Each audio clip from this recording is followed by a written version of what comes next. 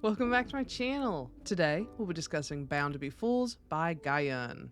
Now, before we get started, there will be spoilers, so if you don't want to be spoiling this manhwa, go ahead and click off now. No worries, I'll catch you next time. For those of you left behind, let's go over some content warnings, and buckle in because this is a long one. There may be references to blood, car accidents, violence, child abuse, death, suicidal ideation, suicide attempts, alcoholism, gambling, domestic abuse, extortion, cheating, sex work, scamming, manipulation, gang and or mafia activity, sexual assault, rape, orphans, drug activity, power imbalance, torture, gossiping, mentions of miscarriage, possible statutory rape and or pedophilia, grooming, child abandonment, age gaps, attempted murder, drugging, corruption, and PTSD, as these things do appear in the manhwa. Now, if that's okay with you, let's go and get started.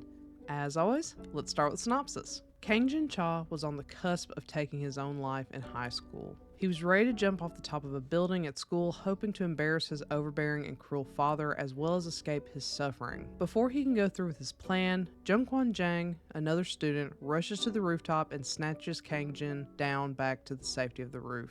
Having been rescued by a stranger, Kang Jin is desperate to learn more about his savior, and, to do so, demands that Jungkwon take responsibility for the life he saved. Jungkwon reluctantly agrees.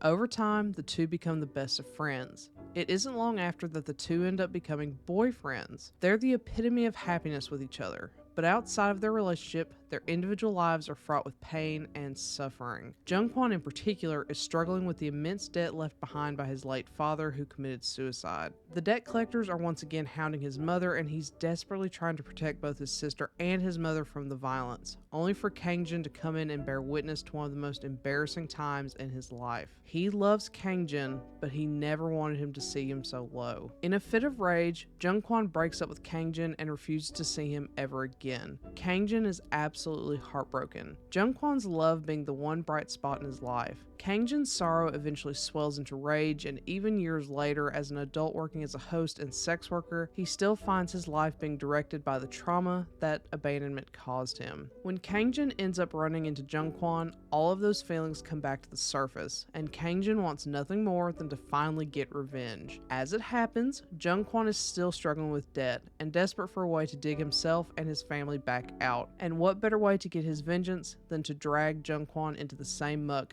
Kang Jin is rolling in. First off, let's go ahead and get this out of the way. I'm not a fan of the art style. It's very, very inconsistent and isn't pretty 90% of the time. However, I actually think this fits the narrative rather well. Don't get me wrong, pretty art styles can work with darker storylines, but there's something about art that's rough around the edges that makes the rougher stories all the more raw and visceral. Beyond that, something else I have to appreciate is that this is full of mostly masculine men. There's nothing wrong with more feminine men, but it's much more common in BL for there to be a masculine top and a feminine bottom. In this case, pretty much everyone leans more on the masculine side, regardless of position in the bedroom, which I really appreciate. It's also black and white, which is rare for manhwa, and I think that also really fits the mood. The most important thing to mention before we dive into other story elements is the ending for this. This is a happily ever after, but not in the way you might think. This is not a happily ever after in the romantic sense. For the entire series, we're pitted between multiple love triangles, but the main one is between Jungkwon and Chisu for Kang Jin's love. Typically, the happily ever after would be for him to end up with one of them,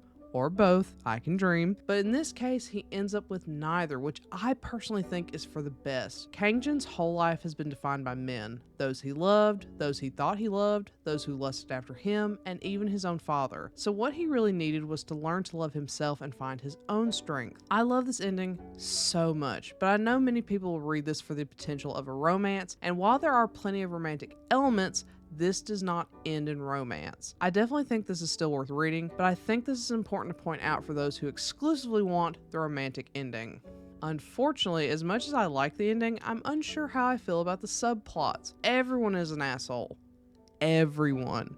It reminds me a lot of Stigma, where everyone's a rapist or murderer. Unlike Stigma though, I like Kangjin, I like Chisu, and to a lesser extent, I like Jungkwon. With Stigma, I really didn't like any of our main characters, which is why I liked the story so much more. We are deep in the underworld and the muck, but we have some bright spots with our main characters. Our characters need to have flaws, of course, but it's equally important for them to have some likable qualities so we can root for them, and this story did a really good job of balancing those. And though the love triangle doesn't end with anyone being in a relationship, I do want to talk about my OTP. I typically would go for the friends to lover scenario, but in this case, Gangster Daddy Chisu was my choice. Sure, he's a psychopathic murderer, but his devotion to Kangjin was just everything to me. He wanted nothing more than to care for and dote on Kangjin, even when he knew Kangjin was cheating on him with Jungkwon. He still just wanted to love Kangjin. Was his love suffocating?